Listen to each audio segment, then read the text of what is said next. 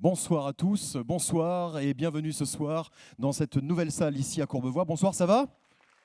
Oui, très bien. Je suis assez impressionné parce que c'est une nouvelle salle, il y a un nouveau centre événementiel ici et on a l'habitude avec Atmosphère, je suis là depuis 5 ans, d'être à côté à Carpeau, là d'un seul coup, ça a pris une autre dimension. Ravi de vous retrouver pour cette 5e édition du Festival Atmosphère, une année importante, vous le savez, il y aura une COP21, une conférence climat qui va se tenir à Paris, donc le festival va prendre tout son sens, un festival qui met en avant les artistes, les scientifiques et les militants. On a un très joli programme dont on parlera tout à l'heure, et également des parrains de prestige puisque Marion Cotillard, Jean Jouzel et Pierre Ninet nous font l'honneur d'être nos parrains cette année. On va en parler dans un instant avec Pascal Signolet. Quelques mots du programme de cette soirée d'ouverture. Vous le savez, on aime créer au cours de ce festival des performances artistiques inédites. Il a germé dans l'esprit de Pascal Signolet et de Serge Garcia, un artiste et violoniste qui est venu déjà participer au festival il y a quelques années, l'idée d'imaginer ce que serait la 5e saison de Vivaldi, puisqu'il faut évidemment imaginer qu'à l'époque, il y avait 4 saisons. Aujourd'hui, avec le dérèglement climatique, eh bien, on peut imaginer qu'il y a une 5e saison. D'ailleurs, on le dit souvent, il n'y a plus de saison, ma bonne dame. Eh bien, justement, ce soir, cette 5e saison, vous allez la découvrir sur cette scène. Les pupitres sont en place, les partitions également. Nous avons l'honneur d'avoir un très, très grand compositeur qui est prisé dans le monde entier, qui a travaillé sur cette création, Alexandros Markeas, qui a donc décidé de faire cette suite avec une 5e saison. Vous découvrirez donc cette 5e saison tout à l'heure. Et puis, vous aurez la chance de voir en avant-première le nouveau film de Luc Jacquet, La glace et le ciel, qui sortira sur les écrans nationaux le 21 octobre. Donc déjà, pour commencer, je vous demande d'accueillir Monsieur Pascal Signolet, qui est directeur artistique Bonsoir. du festival. C'est la star Génial. d'Atmosphère. Parce que sans Pascal, il n'y aurait pas de festival, bien sûr. Pascal. Et toute l'équipe de l'association évidemment, Atmosphère 21 oui, évidemment. et de la mairie de Courbevoie. Voilà. Assieds-toi donc, Pascal. Est-ce que tu aurais imaginé, il y a 5 ans, quand on a commencé, 2010, et qu'on était à côté à Carpeau, il y avait 80 personnes pour la soirée d'ouverture, je Ouais, crois. au cinéma à Belgance. Ouais, Qu'on soit encore là cette année? Bah, écoute, voilà, nous on a essayé de faire quelque chose d'utile près de chez nous. On habite ici, donc on reste fidèle à nos engagements, nos ambitions de promouvoir les valeurs du développement durable, avec l'art, avec la création, avec les émotions. Et puis, bah, écoute, ça a l'air de marcher de mieux en mieux. On est très contents. Ça veut dire que le développement durable intéresse de plus en plus. Et il y a de quoi avec ce qui va arriver si on ne fait rien sur le réchauffement climatique. On va en parler ce soir. Nous avons donc, je vous l'ai dit, le film de Luc Jacquet. Et nous avons un grand honneur ce soir. Oui, Pascal. ce soir, il y a quelqu'un dans cette salle qui, grâce à ses travaux, a pu mettre en évidence le lien entre la variation du climat et l'augmentation des gaz à effet de serre. Et peut-être que sans lui, on ne serait peut-être pas là, et peut-être que la COP21 n'existerait pas. En tout cas, il y a fortement contribué. Je vous remercie d'applaudir Monsieur Claude Lorius. Monsieur Claude Lorius qui est avec nous ce soir. Bonsoir, monsieur. On le retrouvera tout à l'heure sur cette scène. Puisque le film de Luc Jacquet compte ses aventures en Antarctique, et puis on parlera avec Luc Jacquet, on l'aura en direct, Luc Jacquet qui ne peut pas être là ce soir, qui est pris par des obligations professionnelles, mais qui a tenu à être présent malgré tout, qui est on peut dire un partenaire de longue date, puisqu'il nous avait déjà proposé Il était une forêt, les premières images en exclusivité il y a 3 ans, de son film. C'est un artiste réalisateur qui est très présent, scientifique aussi. Scientifique bien sûr, auprès d'Atmosphère tous les ans, et donc on l'aura tout à l'heure. Il sera en liaison directe, espérant que les dieux de la technique fonctionnent. Hier, ça fonctionnait, donc il n'y a pas de raison que ça ne fonctionne pas aujourd'hui. Luc Jacquet sera également avec nous. Voilà. Un mot des parrains, je les ai cités rapidement tout à l'heure. Ben, Marion Cotillard, alors vraiment, Marion, qu'on remercie beaucoup d'avoir accepté, qui est qui est fidèle à ses engagements de longue date, puisqu'elle est entrée à Greenpeace en 2001, qu'elle est très proche de Pierre Rabhi, de Luc Jacquet aussi, et elle soutient vraiment l'initiative qui sensibilise au climat, et c'est pour ça qu'elle a accepté. Elle a regardé le programme, elle a dit 2 jours après, ok, je viens. Voilà. Alors là, elle est en tournage en Provence. Elle a suspendu son tournage ce week-end et elle sera là samedi et dimanche. Elle sera là pour Labo Origins. Elle sera là pour les 2 soirées de samedi. D'un côté, consacrée à la forêt amazonienne et au chef Raoni avec Pierre Richard. Et puis de l'autre, ici, Human, Artus Bertrand. Le film sera diffusé ici. Et puis elle sera là, évidemment, dimanche pour la cérémonie de clôture. Et on diffusera le film de Mélanie Laurent demain. Voilà, donc elle sera avec nous ce week-end. Autre parrain. Jean Jouzel qui était notre premier invité d'honneur, donc voilà, qui est venu parce que cette année le festival est très axé sur la COP21. Donc naturellement, il a dit oui, il avait plaisir à revenir au Festival Atmosphère. Malheureusement, il est parti au Brésil pour une réunion du GIEC, du groupe international d'experts sur le climat. Mais il nous aura laissé un petit message qu'on verra tout à l'heure. On l'écoutera tout à l'heure. Et puis Pierre Ninet. Pierre Ninet, c'est simple. Moi, j'avais remarqué son discours sur la bienveillance. Et puis, on avait envie de lancer un grand concours international de court-métrage sur le climat pour mobiliser un peu les jeunes. On a eu vraiment un succès formidable. Et Pierre a dit pareil, oui, tout de suite. C'est simple, on envoie à Google l'agent, un mail, et 2 jours après, c'est oui. Voilà, c'est comme ça. Il a vraiment soutenu cette opération puisqu'il a été très présent en promotion pour justement inciter les jeunes réalisateurs à nous envoyer des courts-métrages. Alors, on ne peut pas y échapper. Il a tous visionné. Évidemment, et on verra dimanche, au moment de la cérémonie de clôture, les résultats de ce concours de court-métrage. Alors, il y a un côté un peu institutionnel, mais on ne peut pas y échapper, puisqu'il y a beaucoup de gens à remercier, puisque sans eux, on ne serait pas là, on ne serait pas là pour cette 5e édition. Je le fais avec grand plaisir, d'abord parce que la mairie de Courbevoie est vraiment formidable à nos côtés et nous soutient depuis les débuts. Merci à M. Jacques Kosowski, député des Hauts-de-Seine et maire de Courbevoie. Merci à M. Jean-Paul Chanteguet, président de la commission commission de développement durable et d'aménagement du territoire de l'Assemblée nationale. Merci à Marie-Pierre Limoges, vice-présidente du département des Hauts-de-Seine et adjointe à la mairie de Courbevoie. Monsieur Bernard Accard, qui travaille vraiment de près avec nous sur le festival, adjoint au maire de Courbevoie. Merci à Gilles Béraud, qui a bien voulu venir, le président du comité 21. Voilà, merci à Martin Messonnier, le président de l'association Atmosphère 21. Et puis merci à toi, Sébastien, de nous soutenir. Sébastien est le président d'honneur du festival. Voilà. C'est normal. Une belle aventure qu'on a commencé ensemble il y a 5 ans. Et puis les partenaires. Les partenaires qui sont de plus en plus nombreux. Alors je voulais quand même remercier nos invités, les nombreuses personnalités artistes et scientifiques qui soutiennent le festival, tout au long de l'année, qui nous donnent leurs conseils, avec qui on travaille tout au long de l'année. Certains sont présents ce soir. Merci bien sûr à tous nos partenaires, la mairie de Courbevoie et tous les services, parce qu'on travaille vraiment en étroite collaboration.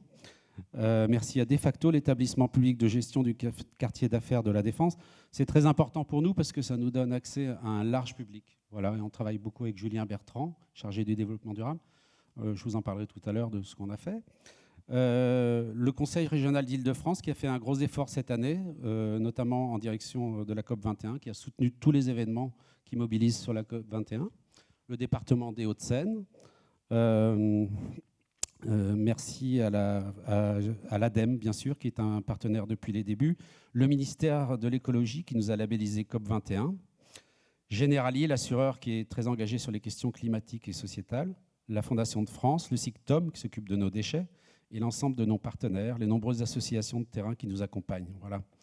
Partenaires médias. Et nos partenaires médias, France Télévisions, RMC, Direct Matin, Oui Demain, un journal formidable, Terre TV, Ushuaïa TV, présent depuis les débuts, et Néoplanète, que je remercie d'avoir accepté de nous soutenir aussi depuis les débuts. Très bien. Un dernier mot. Merci encore à toutes les équipes du festival, puisque c'est un gros travail. Les équipes d'Inspirience et Grégoire Decaux, notre producteur exécutif. Aux équipes de la mairie, vous avez vu ces très belles décorations à l'extérieur, de Jacques Macret. Et aux équipes de De Facto, qui nous aident sur le parvis de la Défense. Et à tous les techniciens qui participent à la réalisation de cet événement. Voilà, on peut les applaudir. Merci beaucoup. Merci. Merci Pascal. À tout à l'heure. Et on vous le disait, Jean Jouzel est donc notre parrain cette année, l'un de nos 3 parrains, climatologue, glaciologue. Il fait partie du groupe d'experts intergouvernemental sur l'évolution du climat, prix Nobel de la paix, co-prix Nobel de la paix avec Al Gore en 2007. Et Jean Jouzel, donc, comme vous l'a dit Pascal, les prix actuellement, et il a vraiment besoin de prêcher la bonne parole à travers le monde. Il est occupé au Brésil, mais il a quand même tenu à nous laisser quelques mots. Voici donc Jean Jouzel sur l'écran. Bonjour à tous et à toutes, je suis très heureux d'être le parrain de ce festival Atmosphère qui va se dérouler à Courbevoie-la Défense du 16 au 20 septembre. Je suis vraiment très fier d'être aux côtés de Marion Crétillard, aussi de Sébastien Folin, de Pierre Ninet.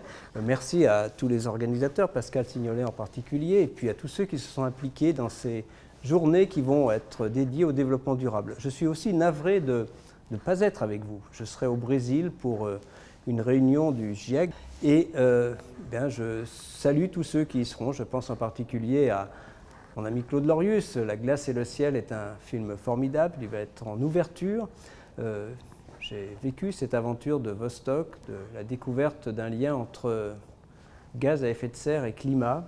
C'est important pourquoi cette année? Eh bien, c'est la COP 21, c'est la conférence climat de Paris, et il est important pour nous tous, pour vous, pour nous, que ce soit une réussite. Et pour que ce soit une réussite, eh bien, ce n'est pas si simple. Il faut vraiment que tout le monde s'implique, qu'il y ait une vraie prise de conscience. Il s'agit de se mettre, disons, de mettre nos économies, de mettre notre monde sur des trajectoires qui, à long terme, permettent de limiter le réchauffement climatique à 2 degrés par rapport au climat pré-industriel, à peu près 1,5 degré par rapport à ce que nous connaissons aujourd'hui. Nous sommes dans une situation assez bizarre, je dirais. Tous les pays ont adhéré à cet objectif à travers la Convention climat. Et puis, en gros, on a quand même le sentiment que rien ne se fait, ou en tout cas pas assez, pour vraiment, disons, que cet objectif se réalise.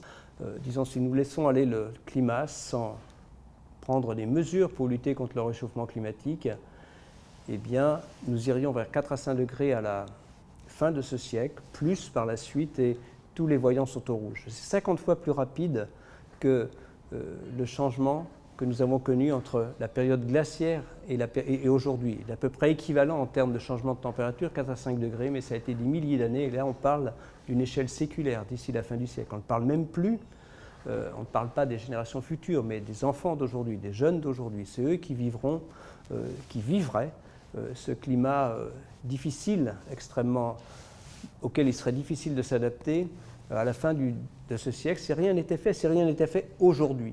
C'est très clair, et si on veut rester en dessous de 2 degrés, eh bien, il faut laisser les combustibles fossiles là où ils sont pour l'essentiel, et donc s'orienter vers d'autres modes de production d'énergie, vers un autre mode de développement où, disons, les mots-clés seront efficacité énergétique, désinvestissement des combustibles fossiles, énergie renouvelable, peut-être un peu de nucléaire, mais pas beaucoup dans beaucoup des scénarios. Je dirais que tous les scénarios gardent un peu de nucléaire, mais il n'y a pas de grand développement. Vraiment, les mots-clés, c'est énergie renouvelable et efficacité énergétique, et désinvestir des combustibles fossiles. Il faut aussi agir sur les autres gaz à effet de serre, ceux qui sont plus liés aux pratiques agricoles, le méthane, le protoxyde d'azote. Donc on voit l'ambition actuelle. En fait, dans la réalité, c'est évidemment, on n'a plus que 20 ans au rythme actuel d'émissions de gaz carbonique si on veut limiter le réchauffement climatique à 2 degrés.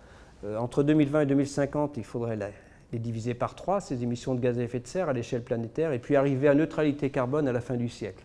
On voit bien que c'est ambitieux, mais cette ambition est nécessaire, et nous le disons depuis maintenant plus d'une trentaine d'années, cette ambition est nécessaire si on veut effectivement que nos enfants, nos petits-enfants vivent dans un climat auquel ils pourront facilement s'adapter. Le réchauffement climatique est inéluctable, mais pour pouvoir s'y adapter, il faut vraiment rester le plus près possible de ces 2 degrés, et si possible en dessous de ces 2 degrés, et même en dessous d'1,5 degré, certains, disons, le souhaiteraient.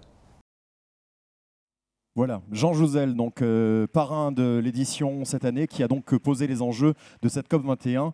Et il est très intelligent, il a une très grande main droite, comme vous l'avez constaté sur les images, c'était impressionnant avec cet effet de grand angle. Je vais accueillir tout de suite pour ce festival quelqu'un sans qui, eh bien, justement, nous ne serions pas là sur cette scène et nous ne pourrions pas vous offrir ce programme gratuit. Je tiens à insister, on va en parler dans un instant. Il y aura des films en exclusivité, il y aura des conférences, des expositions. Tout cela est totalement gratuit, c'est un vrai festival militant, et cela, on le doit à la décision d'un homme, c'est monsieur le député maire de Courbevoie, monsieur Jacques Kosowski. Je vous demande d'accueillir. Merci. Alors, écoutez, d'abord, j'ai grand plaisir d'être toujours ici parce que c'est peut-être une des seules fois où je peux dire vraiment ce que je pense.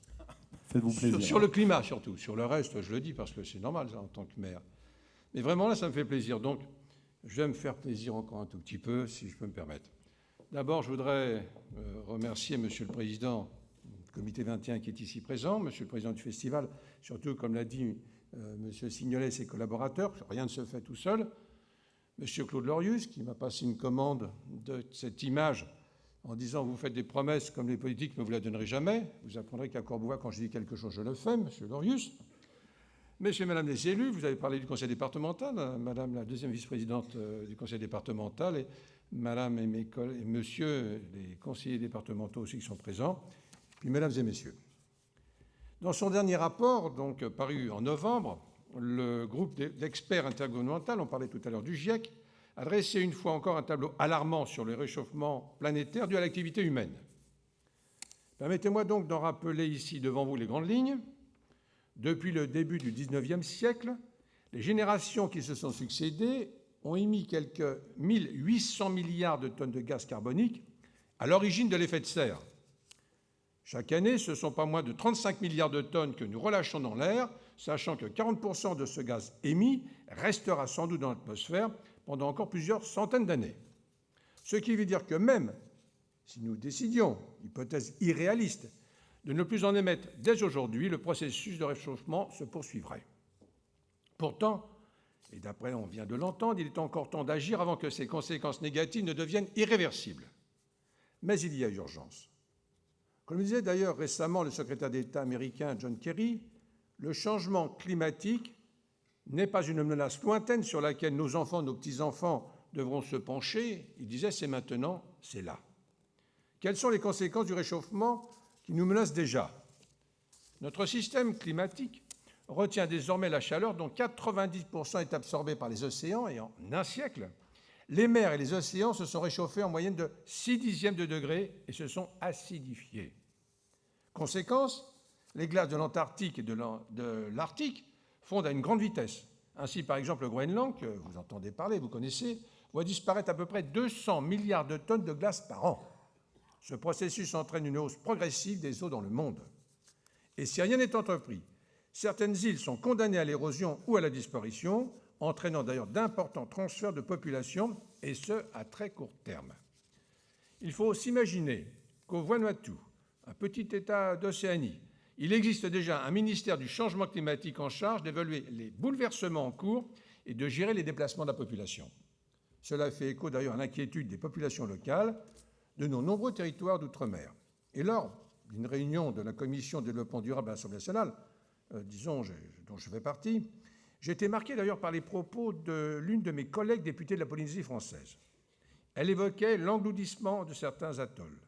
Et elle a posé cette question terrible: faut-il perdre notre temps à gérer dans ces territoires le renforcement des littoraux, le changement de gestion des eaux, le traitement des déchets, si c'est pour se retrouver sous l'eau dans 20 ans? Une autre question qui se pose, c'est l'augmentation des températures continentales. En un siècle, cette température a crû d'environ 9/10 de degré dans le monde et d'1,5 degré en France. Cela d'ailleurs peut paraître peu, mais comparé aux 4 degrés enregistrés sur le dernier millénaire, c'est énorme. Les conséquences de ce réchauffement, c'est l'instabilité climatique, ce sont les vagues de chaleur, ce sont les fortes pluies. Et rappelons-nous d'ailleurs en 2003 cette puissance canicule qui a touché la France et je dirais plus largement l'Europe, 70 000 morts au total. C'est aussi la série d'importantes sécheresses qu'a connue le sud de notre continent en 2004, en 2005 et en 2007. La Russie elle-même a connu en 2010, si on se souvient, une vague caniculaire qui a détruit 25% de la production agricole et la privait d'ailleurs de 1% de son produit intérieur brut. Et cette tendance se confirme le mois de juillet 2015, qui a battu tous les records de chaleur pour l'ensemble de la planète depuis le début des années météorologiques en 1800. Mais à contrario, le monde connaît aussi des épisodes de fortes précipitations qui ont par exemple touché le continent européen et l'Amérique du Nord. Les sécheresses, les inondations, les tempêtes, les cyclones, la désertification, la multiplication des feux de forêt, ces catastrophes naturelles, l'homme les a connues de tout temps. Mais ce qui est nouveau, c'est qu'il faut bien réaliser, c'est qu'aujourd'hui, de par leur ampleur et leur fréquence, elles constituent une véritable menace pour de nombreux écosystèmes et pour nos sociétés humaines. Les premières victimes de ces bouleversements climatiques, ce sont les agriculteurs des pays pauvres, et notamment dans les zones tropicales. Et au cours de ces phénomènes, comme le soulignait d'ailleurs récemment Bill Gates, dans une tribune qui est parue dans les Échos, le système alimentaire mondial va connaître des baisses de récolte, alors même que la demande mondiale de nourriture va croître très fortement, ce qui risque d'augmenter la famine. Ce qui est remis en cause, ce sont donc 2 grands projets du dernier demi-siècle, c'est-à-dire la baisse de la faim et de la pauvreté dans le monde. Dernière conséquence, et qui trouve un sinistre écho dans l'actualité, je veux parler des réfugiés, cette fois-ci climatiques. D'après l'ONU, en 2050, il y aura 250 millions de réfugiés de ce type dans le monde. D'ailleurs, le président Obama, lors de son dernier déplacement en Alaska, d'ailleurs c'est surprenant, c'est dans son dernier mandat qu'il en a parlé, a tenu à mettre en garde la communauté internationale. Sans l'aboutissement d'accord mondial sur le climat, dit-il, le nombre de conflits et de réfugiés ne va cesser d'augmenter dans les années qui viennent. se dit bravo, au moins il en a pris conscience enfin. Mais paradoxalement, 2 semaines auparavant, M. Obama autorisait la compagnie pétrolière Shell à forer au large de l'Alaska, ce qui ne constituait pas un signal comme de grande fermeté à l'égard de l'industrie énergétique.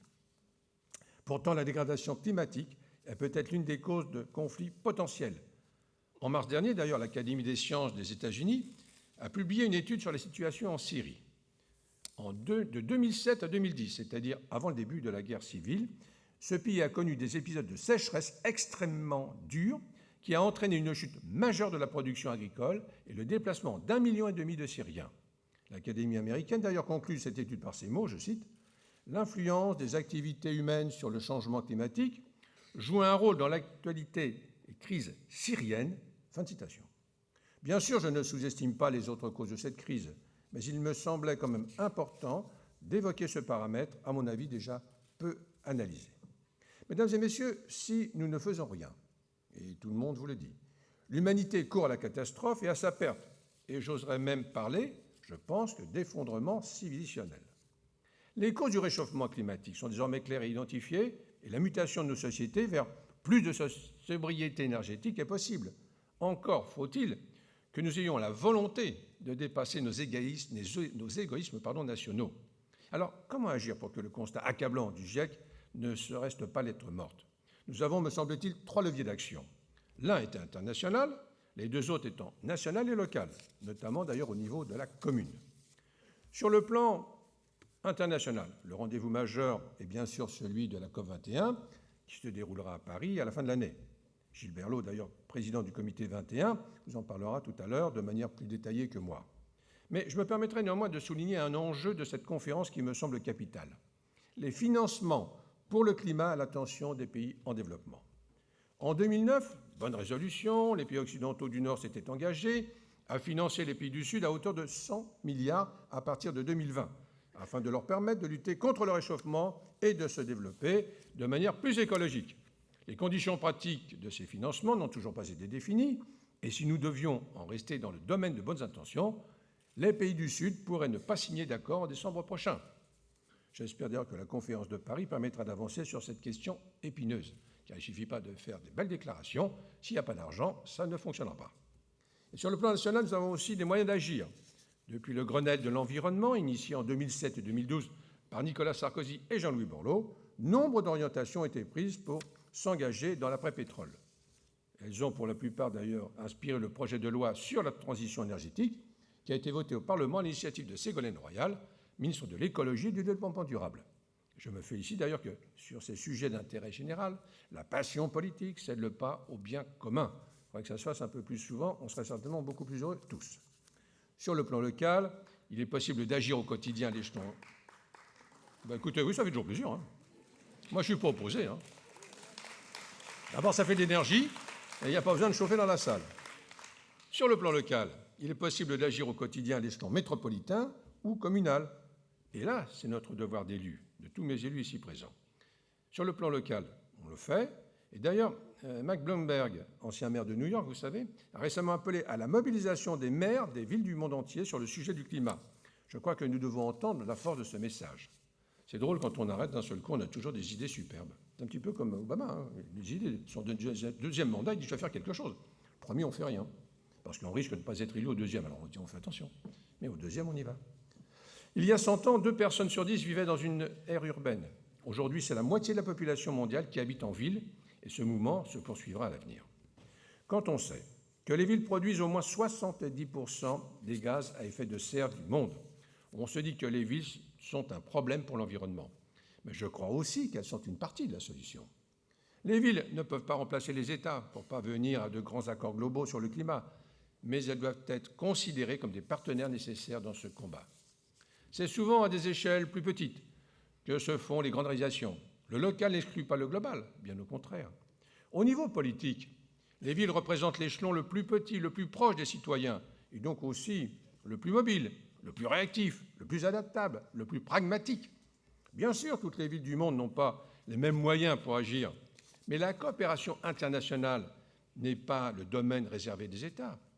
L'entente internationale à l'échelle des villes est une réalité, et je le constate d'ailleurs avec ma commune, Lorsqu'une ville parvient à mettre en place un nouveau système, c'est une source d'inspiration pour d'autres villes.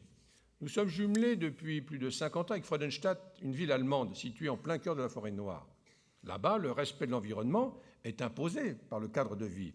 Eh bien, dans notre ville, sans bénéficier des mêmes atouts naturels, nous nous sommes inspirés de cet esprit. Et aujourd'hui, nous faisons en sorte de partager notre expérience avec d'autres villes. Nous avons récemment signé d'ailleurs un serment de jumelage avec une ville libanaise, Beth Meri, et nous leur apportons notre savoir-faire parce qu'ils nous l'ont demandé.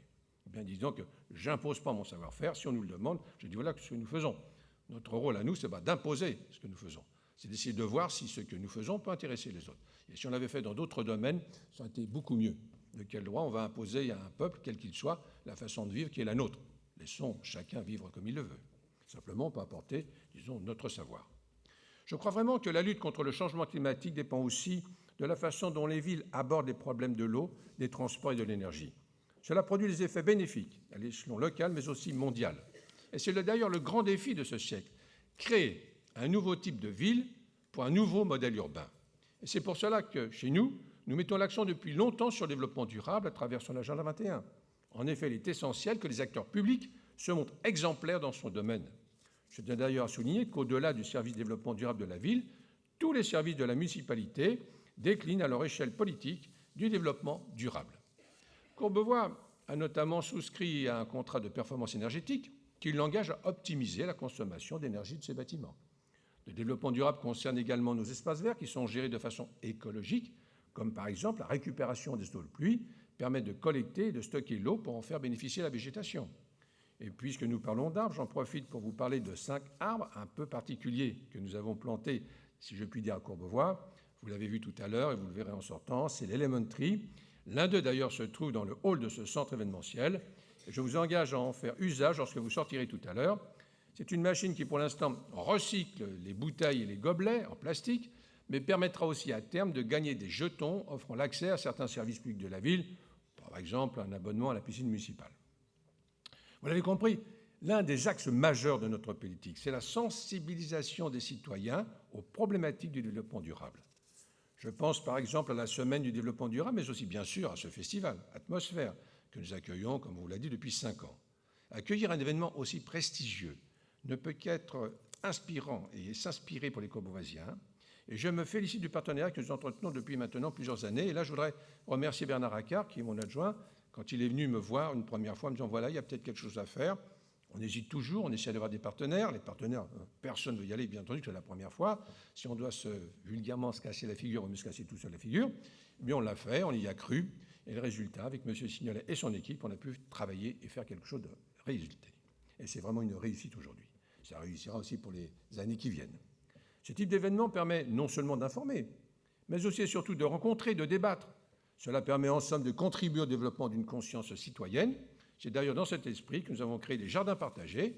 Et au-delà, disons, des plantes, ce que l'on entretient dans ces jardins, pensez que c'est des bouts de jardin que l'on prête aux habitants, eh bien, au-delà de ces jardins, c'est de la solidarité, c'est de la convivialité, disons, c'est de la solidarité, c'est du lien, c'est du partage entre les générations. Et les cultures, cela me paraît essentiel pour prendre conscience que notre planète est aussi un bien collectif. Mesdames et messieurs, nous sommes à un de ces moments difficiles de l'histoire où l'homme, disons, est confronté à son destin. Des moments clés dans l'histoire de l'humanité. Oh, il y en a eu beaucoup, à une époque pas si lointaine.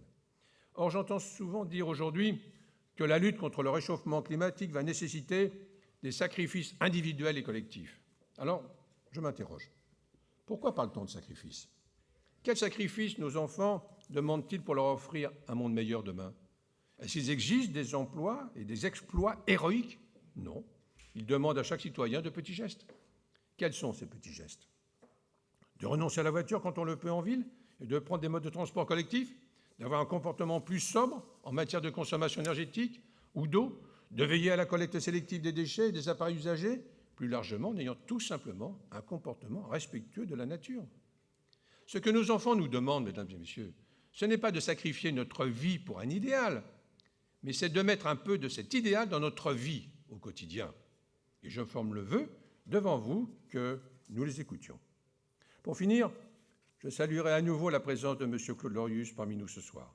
C'est un honneur, monsieur, que de vous recevoir. Je le dis très sincèrement, comme je le pense.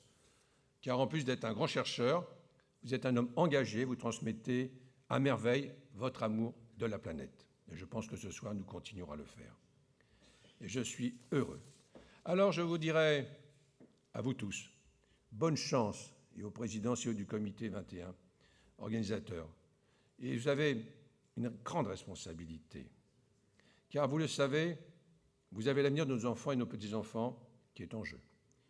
C'est aussi et surtout la survie, je dirais, de l'humanité tout entière qui est entre vos mains et celle de nos dirigeants mondiaux.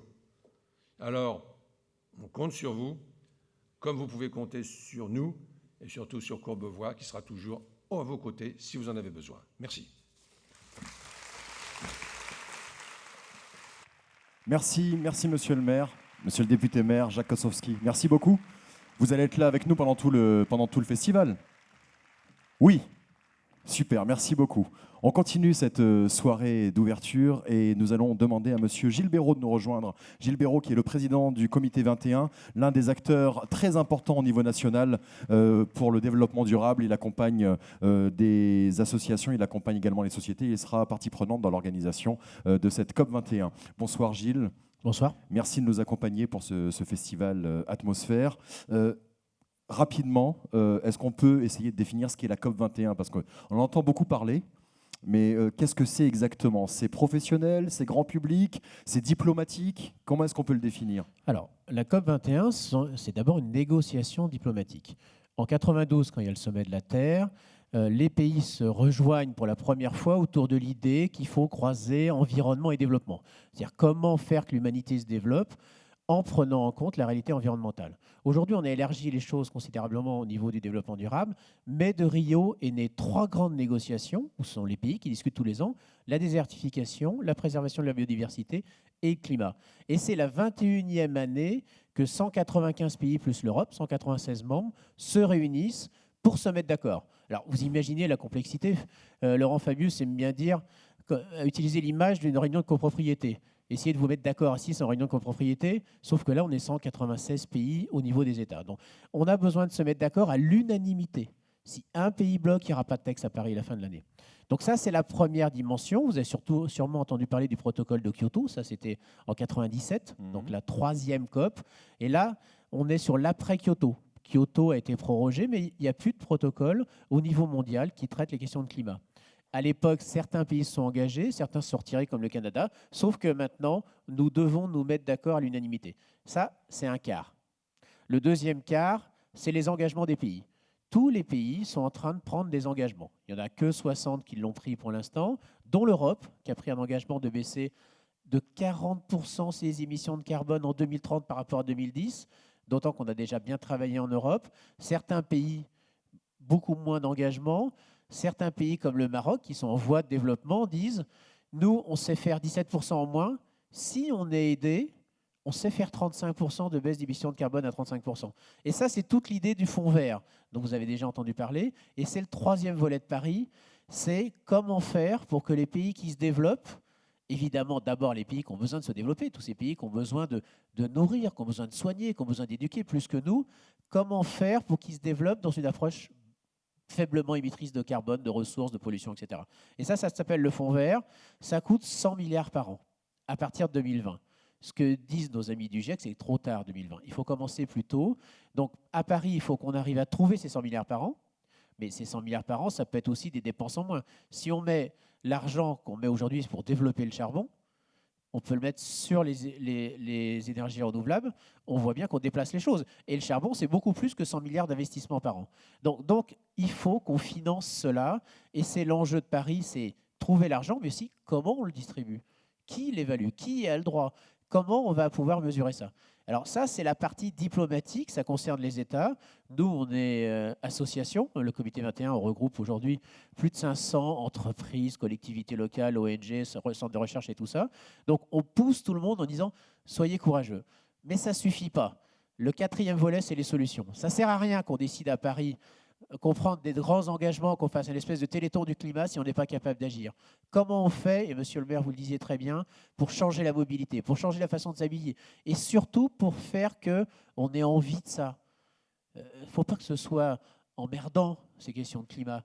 On est capable d'inventer les choses. Et nous, ce qu'on a fait en tant que comité 21, on s'est dit, il faut qu'on trouve le symbole de qu'est-ce que c'est qu'une société qui a envie de son avenir. Vous savez qu'aujourd'hui, quand on parle de futur, d'avenir, regardez les auteurs de science-fiction, c'est liberticide, c'est pas sympa. Moi, j'en lis plein, mais franchement, il n'y a pas une histoire que j'ai envie de vivre. Et nous, on a envie d'inventer l'histoire qu'on pouvait vivre malgré les conditions climatiques. Et donc, on a réservé le Grand Palais. Alors, c'était un peu culotté en tant que société civile, ça coûte un peu d'argent. On l'a loué comme les autres. Et on va créer une exposition universelle des solutions pour le climat. Vous savez, quand on va au début du XXe siècle, quand on va au Grand Palais, voir ce trottoir électrique, qu'on voit comment on va vivre demain, eh bien, on a envie que ça arrive plus vite. Aujourd'hui, dès qu'on parle d'avenir, c'est pas bien, c'est pas sympa, c'est les scénarios de Matrix, d'Orwell, etc. Non, nous, on n'y croit pas à ça.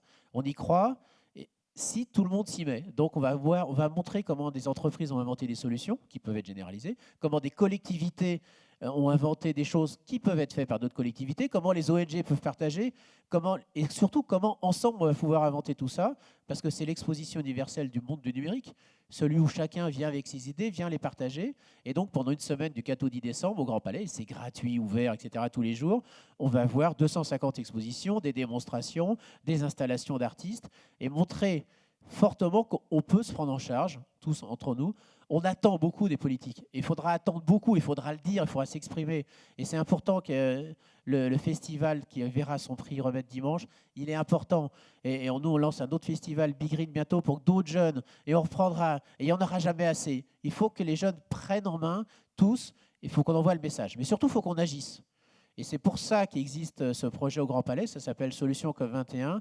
Et c'est pour ça que tous ensemble, on a un message à envoyer à ceux qui négocient, à ces pays qui ont la responsabilité dans des cultures différentes, dans des responsabilités immédiates différentes. Le message qu'on va leur envoyer, c'est nous, société, au sens large, on est déjà en train d'agir, mais on a besoin d'un texte pour agir encore plus vite.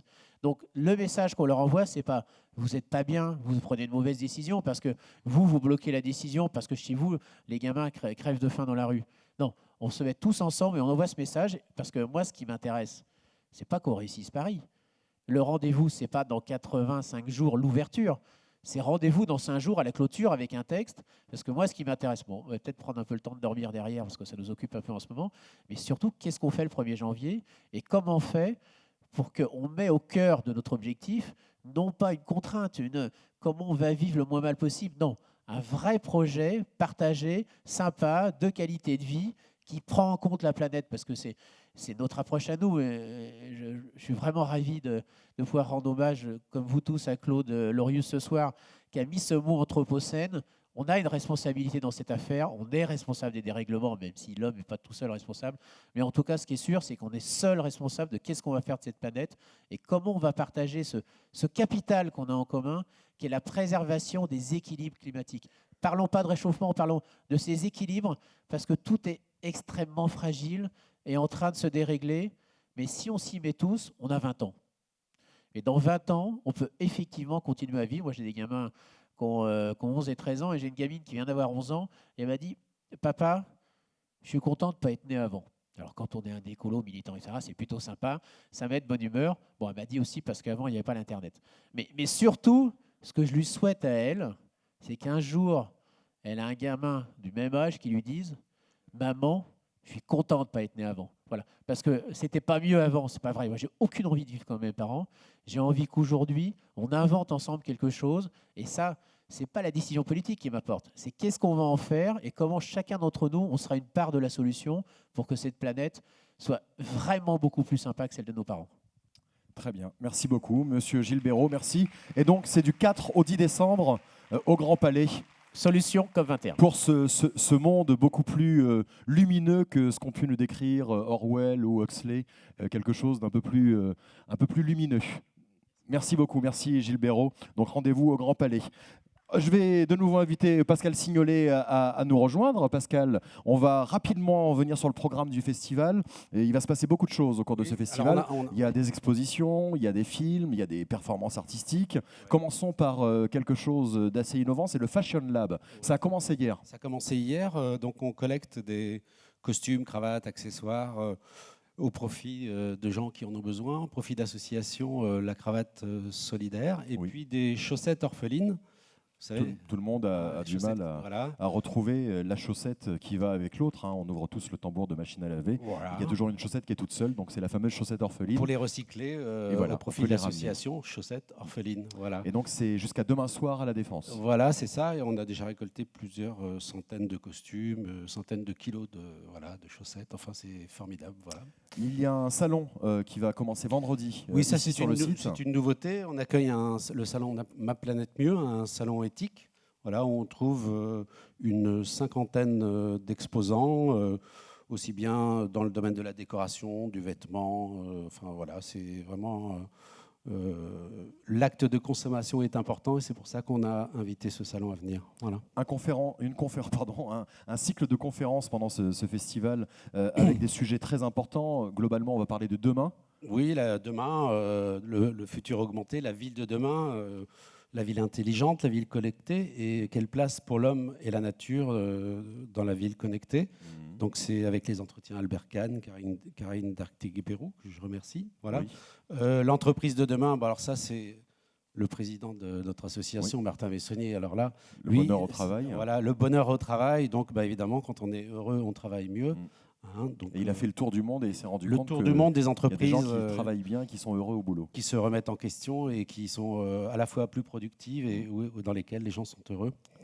L'homme de demain, l'homme de demain, c'est l'homme augmenté, c'est l'intelligence artificielle, l'augmentation de l'homme. L'hybridation. Pour qui, pourquoi, voilà. Donc l'hybridation de l'homme et de la machine, voilà. Et avec toutes les questions sociales que ça crée, puisque évidemment, Ouais. puisque ceux qui auront l'argent pourront être des hommes augmentés, puis ceux qui ne l'auront pas, eh bien, seront peut-être plutôt sous le joug de ces personnes qui seront des hommes augmentés. Donc ça Exactement. pose des vraies questions et cette conférence abordera ce sujet. Il y aura un débat acharné entre un partisan du Un pro et un transhumanisme contre. et voilà, ouais. D'accord. Un voyage dans l'économie circulaire, parce que évidemment, l'économie circulaire fait partie de la solution en matière de réchauffement climatique, l'économie de ressources, etc. On en est à l'âge de pierre.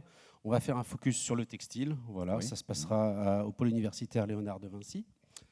Les biens communs, l'air, l'eau, la connaissance, voilà, des sujets vraiment de fond qu'on abordera avec Michel Spiro, qui est l'ex-président du CERN, et Benjamin Correa, un économiste atterré. Oui, il faut comprendre qu'aujourd'hui, les grandes multinationales ont tendance à breveter, alors en effet, leur création, les produits industriels, mais on commence à également breveter les semences. Ça, c'est pas un début, ça a déjà été fait depuis longtemps. Et puis, on commence à breveter la nature. Ça, c'est totalement inacceptable, bien sûr. Et ce sera le sujet, l'accaparement des terres, vous en avez entendu parler, ça existe déjà.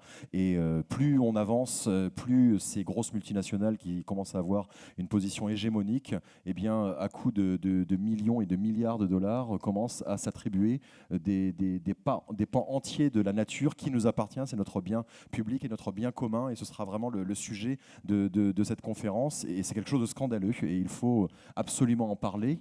Et si on laisse faire, peut-être que dans quelques années, nos enfants, justement, seront obligés de payer pour profiter de la nature, qui pourtant est un bien commun de l'humanité.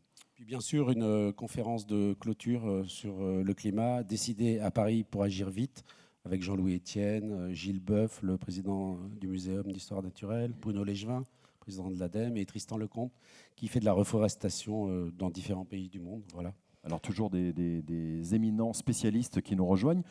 Exposition, il y en a plusieurs, dont une qui se trouve ici d'ailleurs sur le site. Voilà, de Luc Jacquet et Wild Touch, qu'on remercie, sur l'Antarctique.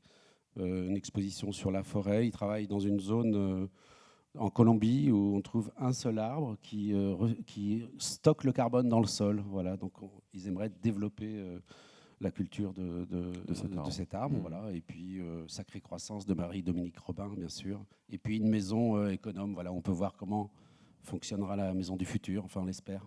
On a 2 soirées thématiques. Demain soir, ici, une soirée assez exceptionnelle. L'année dernière, à Carpeaux, on avait fait une soirée avec tous les acteurs du crowdfunding. Vous savez, c'est ce nouveau système économique qui est né grâce à Internet, qui fait appel à tout un chacun pour aider des artistes, des commerçants, aider des réalisateurs à réaliser leurs projets.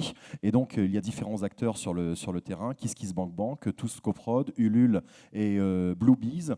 On les avait réunis l'année dernière et on avait avait fait une performance assez forte, c'est qu'on avait réuni 400 coproducteurs d'un film En quête de sens de Nathanaël Coste et Marc de la Ménardière.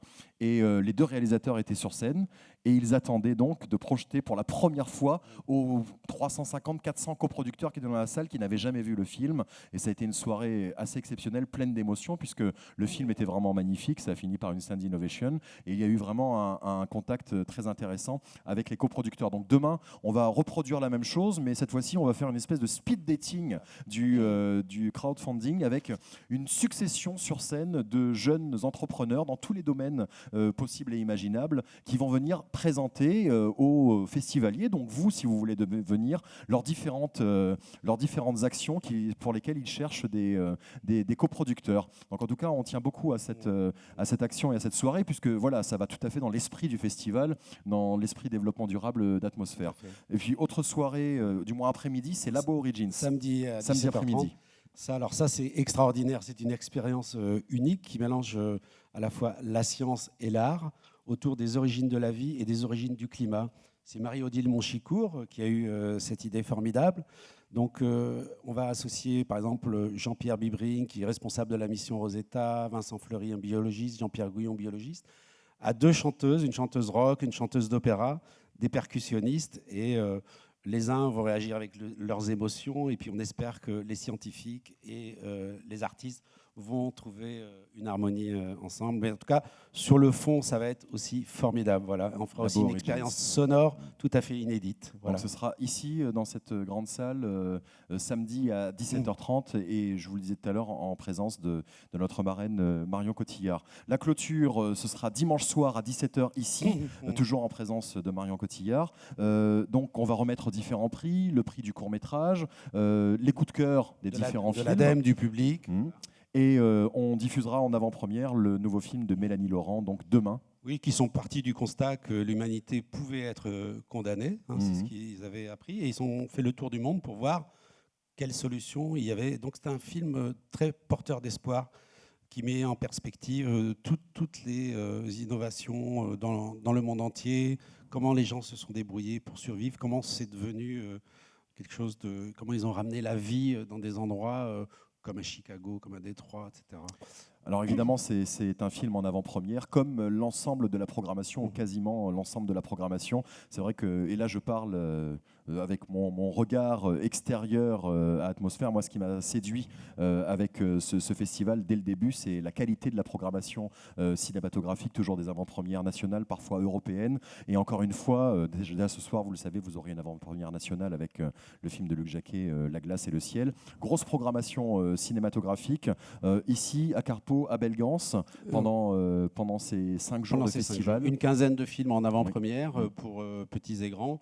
Est-ce qu'on peut retenir un film, même si c'est pas facile Écoute, vraiment, ils sont tous bien. Il y a des films très forts. Hein. Je pense à Nous venons en amis, Hubert Sauber, qui avait fait Le cauchemar de Darwin, qui s'est construit un petit avion et qui va en pleine zone de guerre au Soudan, voilà, et qui démontre de manière éclatante comment les Chinois au nord exploitent le pétrole, les Américains au sud le minerai, comment ils entretiennent la guerre entre le nord et le sud, et comment ils vendent les armes. Quoi. Voilà. Au milieu de la population, plus la corruption, et voilà, un film fort de sens. Alors évidemment, des films militants, et puis également des films grand public. On aura comme chaque année en avant-première le Disney Nature de l'année. Voilà, on les remercie beaucoup, le nouveau Disney qui sort en novembre, voilà, donc à partir de 10 ans, mais vraiment qui est un très beau film aussi.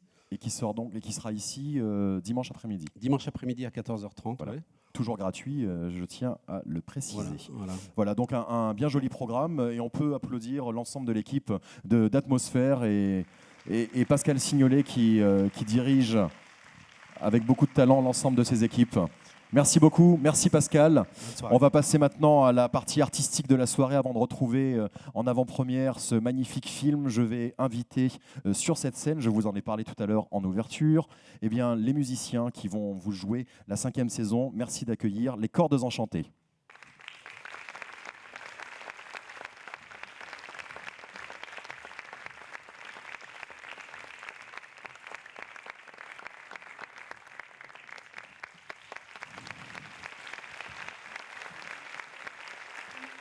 Et alors, ça va être une création originale, ça va être la première fois que cette 5e saison va être jouée. Une première internationale, une première mondiale, une première universelle, on peut le dire. Et on espère qu'il y aura d'autres représentations. Et je vous demande d'applaudir Alexandros Markeas, qui est le compositeur de cette 5e saison. Bonsoir Alexandros. Bonsoir. Je vous en prie, asseyez-vous. Merci beaucoup d'avoir accepté de travailler sur cette composition. Vous êtes un compositeur de musique contemporaine très, très couru. Vous composez et on vous retrouve dans le monde entier. Vous êtes aux États-Unis, en Asie, et vous avez pris le temps de travailler sur cette 5e saison qui a germé dans l'esprit de Serge Garcia, qui est juste devant avec son violon. Il nous accompagne depuis longtemps et depuis 3 ans, il nous dit mais il faut la faire cette 5e saison, ce qui est en fait une très bonne idée, puisqu'on parle des 4 saisons de Vivaldi. On est ici dans ce festival à parler constamment de dérèglement climatique, ou en tout cas de problèmes avec les équilibres du climat. Donc voilà une bonne idée que cette 5e saison. Comment est-ce que vous avez pris cette idée quand il vous l'a proposée ? Avec beaucoup d'enthousiasme, parce qu'il y avait 2 aspects qui étaient très inspirants pour moi. Le premier, c'était le sens. Parler en tant que musicien de ces dérèglements, du réchauffement, de toutes ces sensations qu'un artiste veut retraduire. Et puis, parce que pour un musicien, s'attaquer sur un monument comme ça de la musique, c'est assez amusant. Parce qu'on peut mettre de l'humour, on peut mettre de la dérision, c'est basé sur le fait que tout le monde connaît ça pour s'amuser énormément. Est-ce que vous avez utilisé des extraits des 4 saisons dans cette composition ? Comment vous avez fonctionné ? Comment vous avez abordé la partie Je vais essayer de ne pas tout dévoiler. D'accord, mais très bien, oui. Est-ce qu'il y a il y a des clés de lecture dont on a besoin pour comprendre ce qui va se passer ? C'est ça, c'est de prendre des éléments qui sont de Vivaldi, Oui. et puis essayer de leur donner une nouvelle vie, de les rendre matière, de les rendre organiques, et puis de les détourner de leur fonction première. Alors, Voilà. vous avez travaillé avec Patrick Pleutin, qui est peintre. Je vais demander à la régie de basculer l'écran, s'il vous plaît. Patrick est juste là-bas, vous pouvez le saluer. Il est juste sous le projecteur à la gauche. Voilà, vous voyez sa main apparaître sous l'écran. Et Patrick, vous avez travaillé avec lui. Il va travailler en direct. Il a toute une palette à sa disposition, de la peinture, des éléments organiques. Enfin voilà, on ne va pas dévoiler tout ce qu'il a. Et qu'est-ce qu'il va faire alors ? Il va raconter ce que vous avez pu ressentir. J'avoue que je compose beaucoup avec des images, mais que je ne dévoile à personne parce que c'est ma propre cuisine et puis j'aime bien que chacun ait sa liberté d'interprétation. Mais je lui ai raconté ces images-là, je lui ai décrit et puis il m'a pris au mot, bizarrement. Et je me suis dit, voilà, tout ce que j'ai dans ma tête musicalement, je les vois aussi prendre dimension visuelle. C'est pas inintéressant comme sensation. Eh bien, merci beaucoup. Merci à vous. Merci à vous. Voici donc la 5e saison. Merci et profitez-en bien.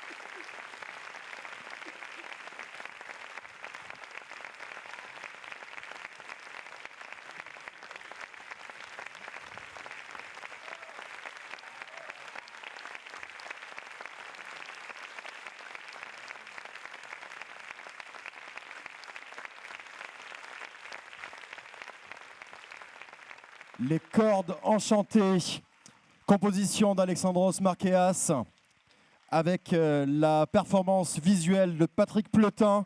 Vous pouvez les applaudir pour cette 5e saison.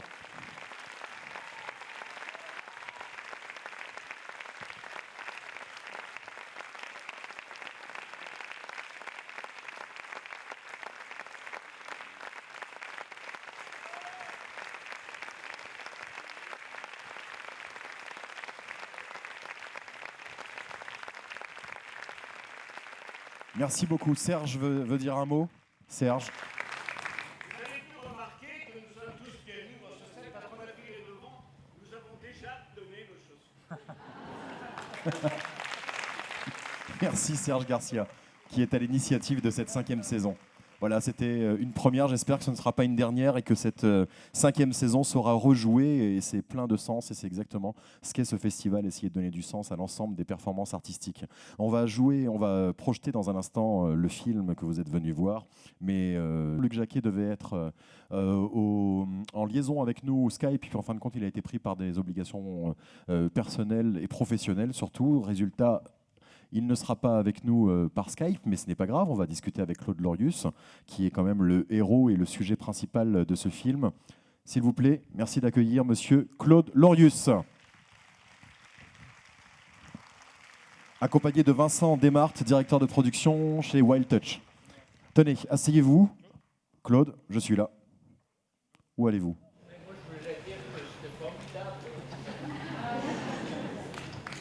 Ça vous a plu ? Est-ce que vous avez Le vu ? concert, la Oui. musique, l'animation, les dessins. C'était beau, Formidable. hein, c'était magnifique. Tenez, asseyez-vous, je vous en prie. Claude Lorius. Dans La glace et le ciel de Luc Jacquet, il raconte vos aventures dans les glaces de l'Antarctique. On va voir ce film dans un instant. Luc Jacquet, donc, je l'ai dit, ne pourra pas être là. Je voulais vous poser une question assez simple avant même de rentrer dans les détails du film. Comment est-ce qu'on devient glaciologue ? Qu'est-ce qui vous a motivé pour devenir glaciologue ? Votre micro. Ce qui m'a motivé, c'est l'aventure. C'est tout. J'ai vu un jour une annonce. J'ai dit, j'ai envie de partir à l'autre bout du monde. J'étais jeune, j'avais 23 ans. On était en quelle année ? Je suis parti. C'était 1932 plus 23 ans. Ça fait combien, ça ? Oui, mais alors, c'était quoi le périple pour aller jusqu'en Antarctique à l'époque ? Parce qu'aujourd'hui, je pense qu'on prend un avion, on arrive en Patagonie, puis après, ou alors au sud de l'Australie, et puis ensuite on prend un bateau de Tasmanie. Mais à l'époque, comment est-ce qu'on faisait pour aller en Antarctique ? Non, mais pour aller en Antarctique, on y allait en bateau. Oui. Oui. Sauf qu'on partait de France. D'accord. Et qu'il fallait quelques mois en mer. Bon, on a eu le temps d'avoir le mal de mer, donc Oui. de s'acclimater.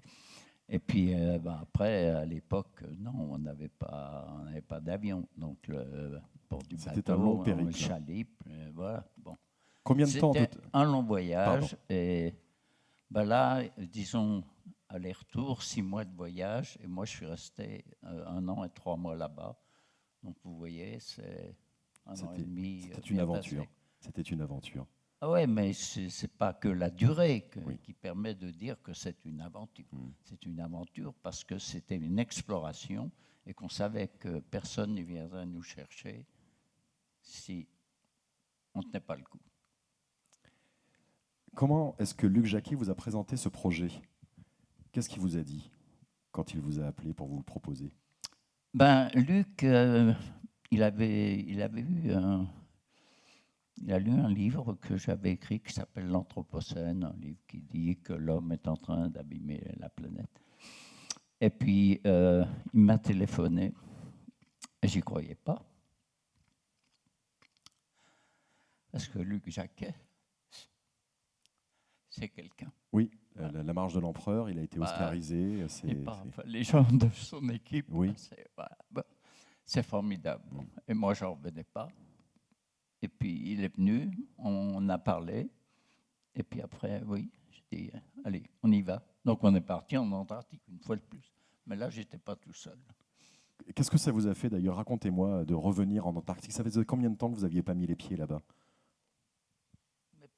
Pas si longtemps que ça, si, il y avait eu une rupture, mais avant, j'avais fait, je ne sais pas, 20 campagnes en Antarctique, j'avais passé des années, et bon, donc, ça va. L'aventure, c'était d'avoir ce projet.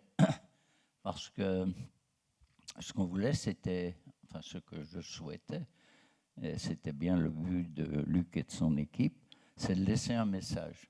Alors actuellement, je sais que vous parlez très bien, il y a des orateurs extraordinaires, mais pour moi, il n'y a rien au-dessus que des images, de l'émotion, et puis qu'on peut vivre dedans. J'en avais assez de faire des conférences scientifiques. Et voilà. Et je dis, un film comme ça, il est là, il est marqué là. Ouais. Oui, La glace et le ciel qu'on va voir dans un instant.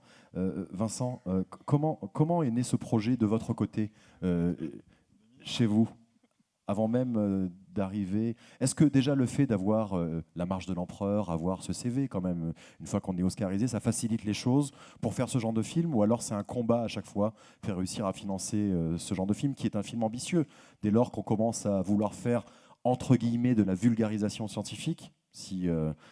Ah, je vais me faire frapper. Je vais essayer de répondre à toutes vos questions. C'est effectivement plus facile d'avoir un Oscar à poser sur la table. Disons que ça ouvre la porte plus facilement des premières conversations.